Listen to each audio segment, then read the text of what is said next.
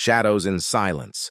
The alarm clock shrieked, and Naomi Warren's hand shot out from beneath the covers, silencing it with practiced precision. 5:30 a.m., the quiet hour before her world erupted into beautiful chaos. She stretched, feeling the familiar ache in her lower back, a souvenir from carrying twins and years of working double shifts. "Mom?" A small voice called from the doorway. 7-year-old Julian stood there, dark curls wild from sleep, his brother Mateo's identical face peering over his shoulder. "Bad dream again?" Naomi asked, already scooting over to make room. Julian nodded, and both boys scrambled into the warm space beside her. "It was the one with the monster," Mateo explained, his voice serious. "But I told Jules monsters aren't real." "No monsters," Naomi confirmed, kissing each forehead. "Just us." That had been their mantra for 7 years. Just us. A fortress of 3 against the world, ever since Vincent Reyes walked out of her life without knowing he'd left behind 2 growing pieces of himself. Later, as Naomi prepared breakfast in their modest apartment, she studied her sons at the table. Julian, methodically arranging his cereal in patterns before eating, just as Vincent used to organize his photography equipment. Mateo wildly gesturing as he told a story, with those expressive hands that were miniature versions of his father's. "Remember, Tia Olivia is picking you up from school today," she reminded them, pouring coffee into her travel mug. "I have the evening shift at the hospital. Can we show her our science projects?" Mateo asked, eyes bright. "Of course. She'll love them." Naomi was grateful for her sister's help. As a nurse, her schedule was punishing, but it paid the bills and provided stability, something Vincent had never offered.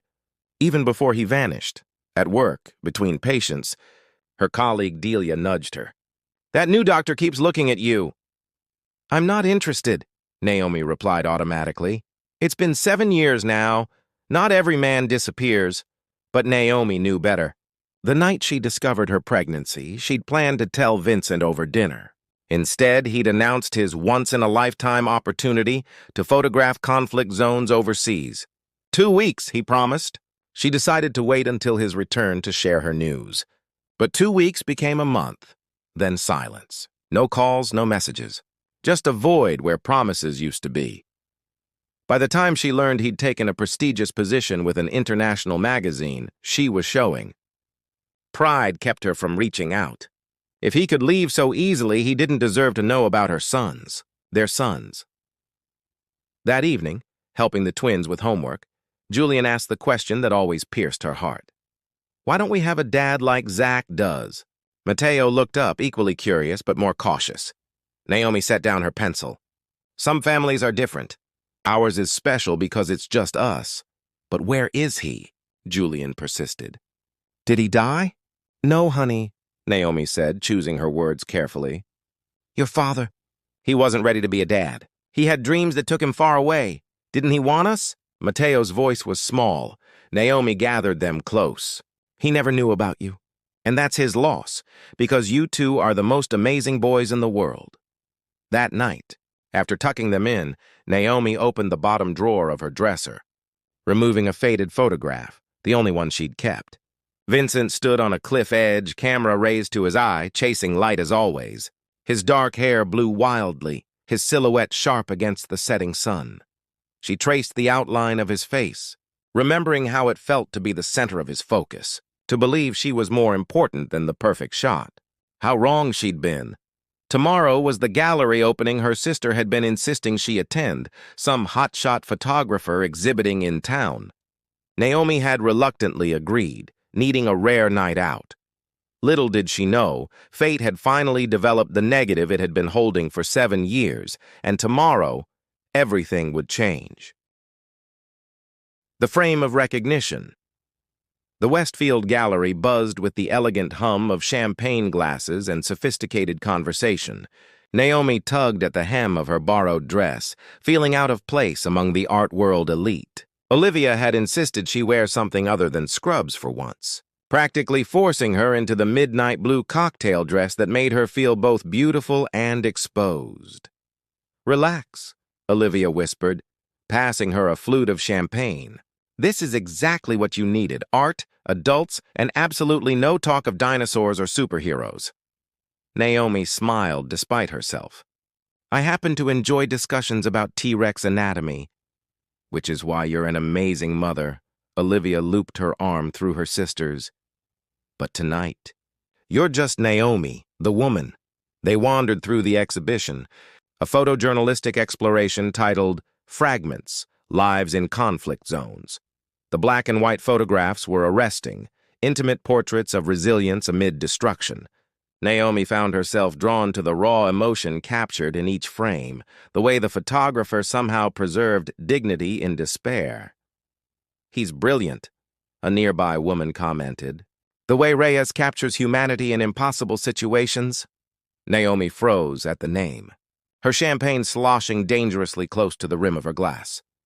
Impossible. It couldn't be. Did she say Reyes? Naomi whispered to Olivia. As in Vincent Reyes. Before Olivia could answer, a ripple of excitement moved through the crowd. The photographer himself had arrived. Naomi turned slowly, her heart hammering against her ribs. There he stood, 7 years older but unmistakable. Vincent's jawline was sharper. New silver threads glistened at his temples, but his eyes, those perceptive, intense eyes that she saw every morning in her sons' faces, remained unchanged. We should go, Naomi said, suddenly desperate for air. Wait, isn't that? Olivia began. Yes, the twins' father. Vincent moved through the crowd, shaking hands, accepting congratulations. Then, as if pulled by some invisible force, he looked up. Their eyes met across the gallery, and Naomi watched recognition dawn on his face, followed by disbelief, then something that looked remarkably like joy. She turned away, but it was too late. He was already moving toward her, weaving through clusters of admirers with single-minded determination. Naomi? His voice hadn't changed, that same rich timbre that once whispered promises against her skin. Is it really you? She faced him, summoning every ounce of composure. Hello, Vincent. I can't believe, he started, then seemed to lose his words, drinking in the sight of her. You disappeared. I came back and you were just gone. Anger flared, hot and sudden. I disappeared? That's rich, coming from you. Confusion crossed his features. What are you talking about? I wrote to you, I called. For months. Don't, she said, her voice low but fierce. Don't you dare rewrite history. Olivia squeezed her arm in silent support. I never received any letters, Naomi continued. And after waiting by the phone for weeks, I got the message pretty clearly when I saw your byline in that magazine. With no word to me? Vincent ran a hand through his hair, the gesture so achingly familiar it hurt to witness. There's more to the story than you know, Naomi. Please, can we talk? Properly? Before she could answer, her phone buzzed. The sitter's number flashed on the screen. I have to take this, she said, stepping away. The twins were fine, just calling to say goodnight. But hearing their voices while standing feet away from their father sent a wave of vertigo through her. When she returned, Vincent was waiting, his expression a complex mixture of hope and uncertainty. You need to get back to your guests, she said flatly. They can wait. 7 years is long enough, don't you think? The words hung between them, weighted with unspoken truths. Naomi took a deep breath. There's something you should know, she began, but was interrupted by the gallery owner calling Vincent to give a speech. Wait here, he pleaded. Please. Naomi nodded reluctantly.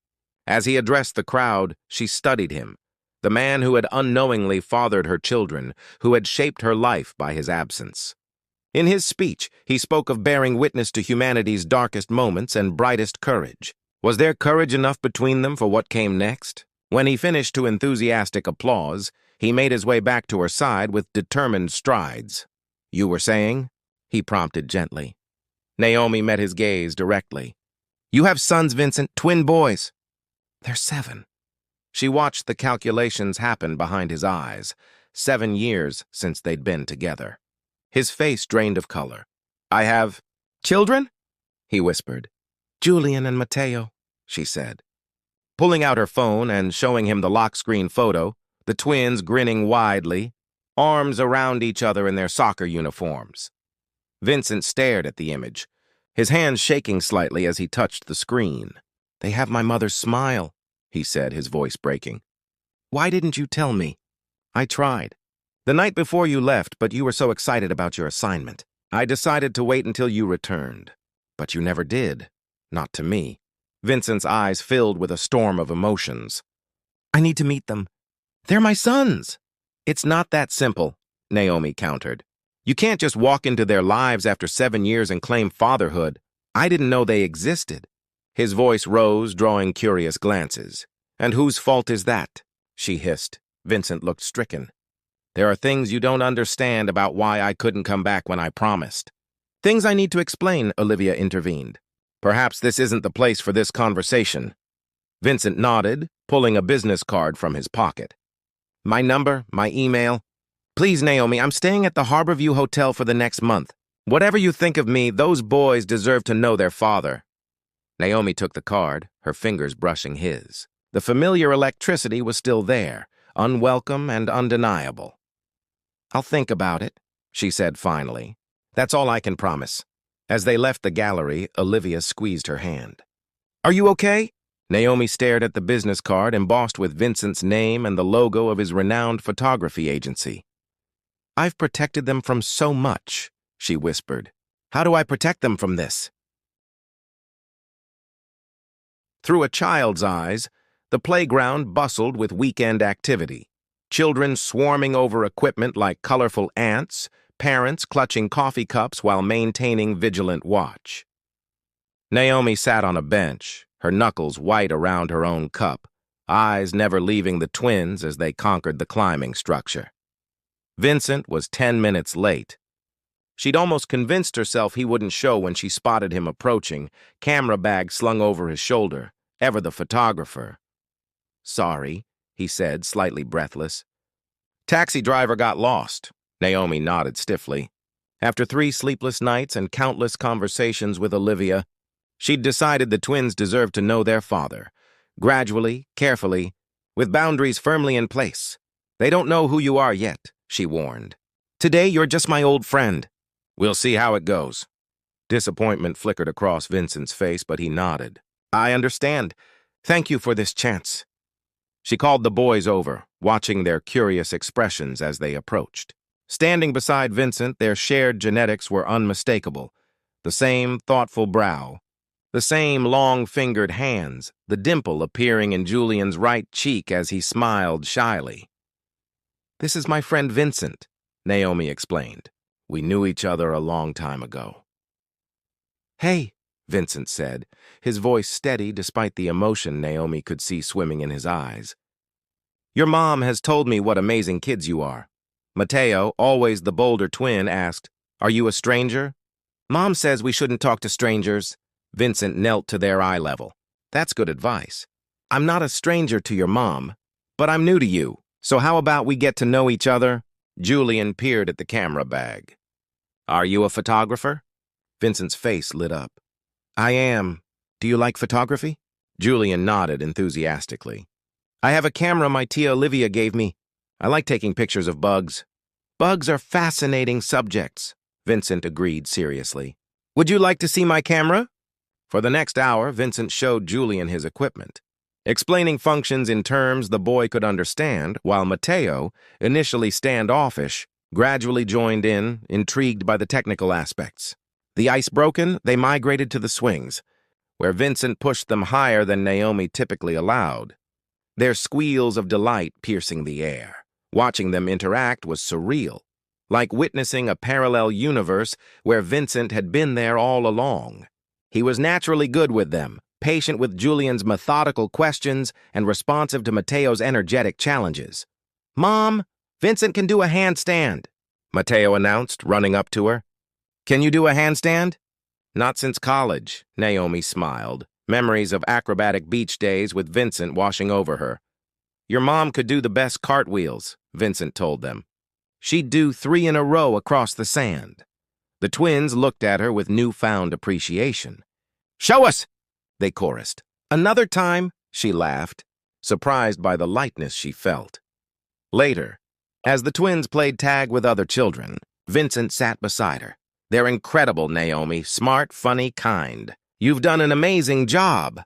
They are amazing, she agreed. Despite everything. Vincent was quiet for a moment. I have so much to make up for. If that's even possible, I'd like to try. He hesitated. There's a children's photography workshop at the community center next weekend. Julian might enjoy it. Both boys, of course, but Julian seems particularly interested. Naomi weighed the request. I'll think about it. As the afternoon waned, Vincent helped the twins build an elaborate sand castle in the playground sandbox, teaching them techniques for structural stability. When it was time to leave, both boys seemed reluctant. Will we see you again? Julian asked Vincent, brushing sand from his hands. Vincent looked to Naomi, letting her take the lead. Vincent will be in town for a while, she said carefully. Maybe we'll run into him again. Cool, Mateo declared. He knows lots of stuff. Walking to the parking lot, Vincent lagged behind with Naomi while the twins raced ahead. Thank you, he said quietly.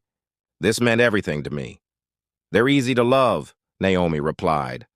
Like their mother, Vincent said. So softly she almost missed it. Before she could respond, Julian called out excitedly, pointing to a butterfly landing on a nearby flower. Vincent jogged over, showing him how to photograph it without scaring it away. Watching them, heads bent together over the camera viewfinder, Naomi felt something shift inside her, the first hairline crack in the protective wall she'd built around her heart and her family. That night, helping the twins get ready for bed, Mateo asked casually, Is Vincent going to be your boyfriend? Naomi nearly dropped the toothpaste. What? No, he's just an old friend. He looks at you like Mr. Rodriguez looks at Miss Parker at school, Julian observed thoughtfully. They got married last year. Vincent and I have a complicated history, Naomi explained, like a maze. Mateo suggested. Something like that. Later, after they were asleep, she found herself staring at the business card again, remembering the tenderness in Vincent's voice when he'd said her name.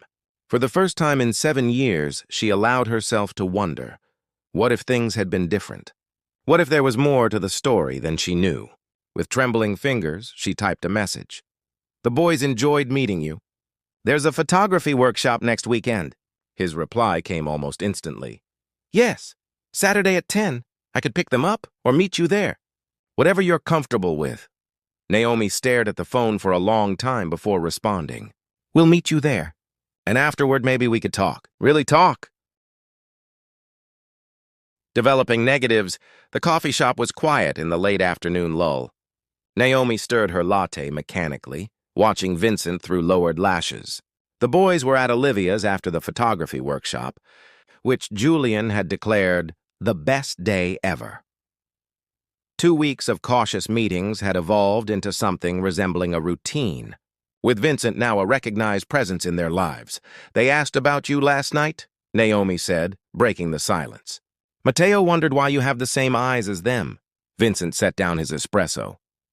What did you tell them? That sometimes people look alike by coincidence. She sighed. It was a weak answer. They're too smart for that. They deserve the truth. I know, but I need to understand it myself first. She met his gaze directly. What happened, Vincent? Really happened. Vincent rubbed his temples, collecting his thoughts. The assignment in Syria was supposed to be 2 weeks. I told you that much. What I didn't tell you was how dangerous it really was. I didn't want you to worry. He recounted how, 3 days before his scheduled return, he and his guide had been captured by militants while photographing refugee children. For 11 weeks, they were held in a makeshift prison, moved frequently, with no contact allowed to the outside world. 2 journalists in the same compound were executed. Vincent and his guide survived through a combination of luck, his guide's local connections, and international pressure for their release. When I finally got back to the States, I was broken, physically, mentally. I had PTSD, couldn't sleep without nightmares. The first thing I did was call you, but your number was disconnected. I went to your apartment, new tenants. Your old workplace said you'd quit months before. Naomi remembered those days, changing her number after weeks of no contact, moving in with Olivia in another city when her pregnancy began to show, starting fresh where no one knew her as the woman who'd been abandoned. I hired a private investigator, Vincent continued. He found traces of you in Chicago, then Portland, but the trail went cold. I reached out to mutual friends, but no one knew where you'd gone.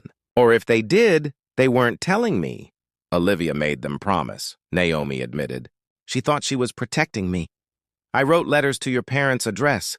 Did they ever forward them? Naomi shook her head. After they died, I barely spoke to my extended family. They disapproved of me having children out of wedlock. Another reason we moved so often in those early years. Vincent looked stricken. Your parents died? When? Car accident, 3 months after the twins were born. Naomi swallowed hard. It was a difficult time, and I wasn't there for you. Vincent's voice was thick with regret. I should have tried harder to find you.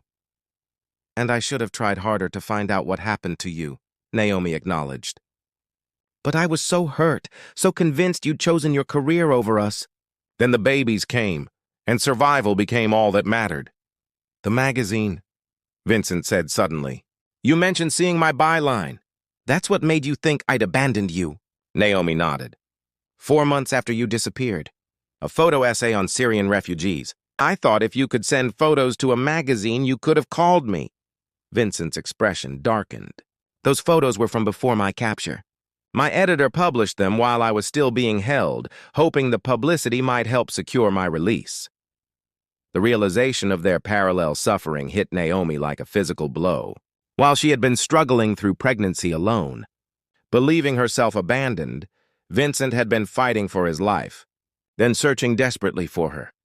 I have something to show you, Vincent said, reaching into his bag. He produced a worn leather journal.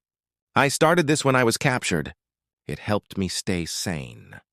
He opened it to reveal pages filled with sketches, all of Naomi, her smile, her hands, her silhouette against a window.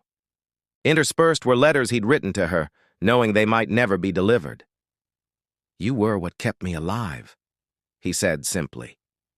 Naomi ran her fingers over the pages, throat tight with emotion. I never stopped loving you, she confessed. Even when I thought I hated you, it was really just love turned inside out. Vincent reached across the table, his hand hovering over hers. A question. She turned her palm upward, accepting his touch. The boys need to know who you are, she said. We'll tell them together. That evening, they sat the twins down in the living room. Julian immediately sensed the gravity of the moment, while Mateo fidgeted with nervous energy. Are we in trouble? Julian asked. Not at all, Naomi assured them, taking a deep breath. We have something important to tell you about Vincent. Vincent leaned forward, his eyes gentle. Do you know what a father is? Mateo rolled his eyes. Everyone knows that. It's a dad, right? Vincent smiled. Well, I'm your father, your dad. The twins stared at him, processing this revelation.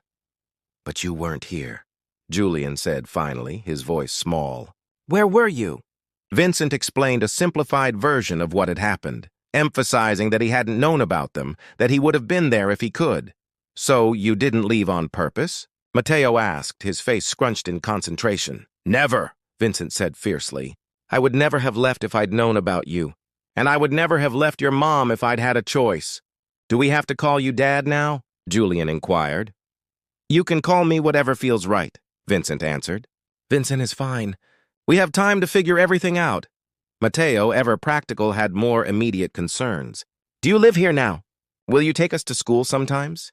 The adults exchanged glances. We're still working out the details, Naomi explained. But Vincent wants to be part of your lives. If that's okay with you, the twins considered this, having one of their silent conversations that still amazed Naomi. I think it's okay, Julian decided, speaking for both of them. Can we go play Mario Kart now? After they raced off to their room, Naomi and Vincent sat in stunned silence. That went better than expected, Vincent ventured. They're resilient, Naomi said. But there will be questions, adjustments. This is just the beginning. Vincent nodded, understanding the long road ahead. I've been thinking about staying in town permanently.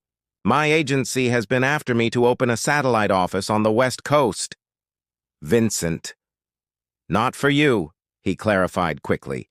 Well, not just for you and the boys, but because I'm tired of running. of capturing everyone else's lives instead of living my own. Naomi understood. She'd been caught in her own type of stasis, viewing her life through the single lens of motherhood. Whatever happens between us, Vincent continued, I want to be a father to Julian and Matteo. I've missed 7 years. I don't want to miss another day. As if summoned by his words, the twins called from the bedroom. Mom, Vincent, come see what we built. They found the boys had created an elaborate fort from blankets and chairs. It's a photography studio, Julian explained proudly, like the one we saw today. And a journalist headquarters, Matteo added, for when you go on adventures. Can I take a picture of it? Vincent asked, his voice suspiciously hoarse. As he photographed the boys in their creation, Naomi watched from the doorway, seeing the 3 of them together, her sons and their father, connected by more than just genetics, by possibility. Light between exposures. 6 months later, Naomi stood in the community center auditorium, watching Julian adjust his photography display for the student exhibition. Vincent crouched beside him, offering quiet guidance while Matteo darted between displays, providing enthusiastic commentary on his brother's work. They're naturals in front of an audience, Olivia said, sidling up to her. Wonder where they get that from? Naomi smiled, watching Vincent demonstrate proper lighting techniques to Julian. He's good with them, patient. And with you? Olivia asked pointedly. The last half-year had been a careful dance of boundaries and bridges. Vincent had found an apartment 10 minutes from their home and established a predictable presence in the twins' lives. Soccer games, school projects, weekend adventures. His relationship with Naomi had evolved more cautiously, rebuilding trust through co-parenting before venturing into more personal territory. We're finding our way, Naomi answered finally. Last week, they'd had their first official date, dinner at the restaurant where they'd once celebrated their college graduation. The familiar had somehow become new again, charged with shared history and fresh perspective. Mom, come see! Matteo called, waving her over to where Vincent was showing the boys how to adjust the exhibition lights. Julian's photographs, close-ups of everyday objects transformed through unusual angles and lighting, revealed an eye for detail that mirrored his father's. One image particularly struck. Naomi, their family's 4 hands stacked together, captured in black and white. The interplay of light and shadow emphasizing both their differences and connections. That's my favorite too, Vincent said, noticing her lingering gaze. As visitors began to arrive, Vincent pulled her aside. I have something for you. He handed her a small wrapped package. Inside was a leather-bound album. The first page showed a photograph of Naomi, visibly pregnant, though she hadn't known it at the time, laughing on the beach during their last weekend together. The following pages contained photos Vincent had taken of the twins over the past 6 months, alongside blank spaces. For the years I missed, he explained. I thought maybe you could help me fill in the gaps. Naomi's throat tightened. I'd like that. The exhibition became a blur of proud moments, Julian earnestly explaining his technique to visitors, Matteo loudly proclaiming his brother's genius, Vincent's professional colleagues offering genuine praise, Olivia documenting everything on her phone. Later, as they helped the twins dismantle their display, the boys excitedly discussed Vincent's promise to take them camping the following weekend. Can Mom come too? Matteo asked. Vincent glanced at Naomi, his expression open. If she wants to. I'd like that, Naomi said, surprising herself with how true it felt. That night, after the twins were asleep, Naomi and Vincent sat on her porch swing, the evening unseasonably warm for early spring. Julian asked if I'm going to live with you someday, Vincent said, breaking their comfortable silence. Naomi's breath caught. What did you tell him? That grown-up relationships are complicated, but that we're figuring things out day by day. She nodded, appreciating his honesty without pressure. The thing is, Vincent continued carefully, I've been thinking about it too. Not right away, but someday, if that's something you might want. Naomi considered the journey they'd taken, from passionate young love to painful separation, from strangers to co-parents, and now to this tentative new beginning. I spent so long building walls to protect us, she said. Learning to take them down isn't easy. I know. And I'll wait, however long it takes. Naomi reached for his hand in the darkness. The camping trip is a good start. Vincent smiled, the moonlight catching the silver in his hair. A family adventure. We've already had quite the adventure, don't you think? One worth capturing, Vincent agreed, his photographer's eye always seeking the perfect frame for life's imperfect moments. Inside the house, a floorboard creaked. They turned to find the twins watching through the screen door, hastily ducking when discovered. Busted, Vincent whispered, chuckling. They've been plotting this reunion since they found out you're their father, Naomi confided. Julian has a whole notebook of Operation Family plans. Smart boys. They get that from both of us. As the twins scampered back to bed, Naomi leaned into Vincent's shoulder, allowing herself to imagine a future where absence became presence, where old wounds healed into new strength. Day by day, she echoed his earlier words, a promise and a path forward. The porch swing rocked gently beneath them, creating a rhythm like time itself, moving always forward, yet somehow circling back to what matters most. Not erasing the past, but developing it into something new, a family portrait, imperfect but authentic, captured in the light between exposures.